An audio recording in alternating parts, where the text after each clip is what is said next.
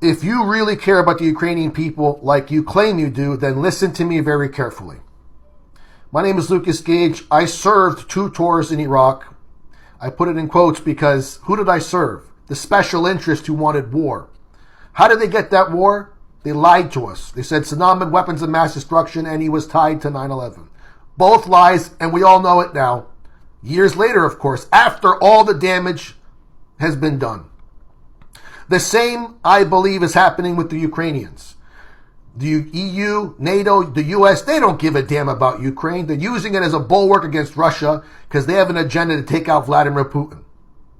And they're saying, look, the Ukrainians are winning the war. They're pushing here and they're pushing there. That's when Putin has his hands tied behind his back in a special operation, which is limited in nature. But now that he's annexed these regions, whether you agree with it or not, Putin can unleash the full military might of Russia. And the Ukrainians have no chance whatsoever.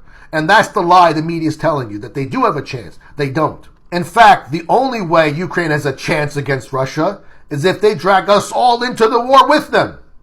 And you know what that means? World War III. And you know what else? Unlike Saddam, who didn't have weapons of mass destruction, Russia does. And if they're used, it's not good for anybody, especially the Ukrainians, because who do you think are going to be hit first?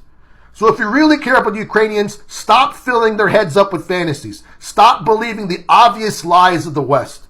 My God, the U.S. just threw Ukraine under the bus about this assassination of Dugina. What do you think? They care? They don't care about the Ukrainians. The EU doesn't care, NATO doesn't care, and the United States most certainly doesn't care about Ukraine or anyone else for that matter. The only thing these people care about, these traitors and globalists at the top, are war, profits, and control. That's all they care about.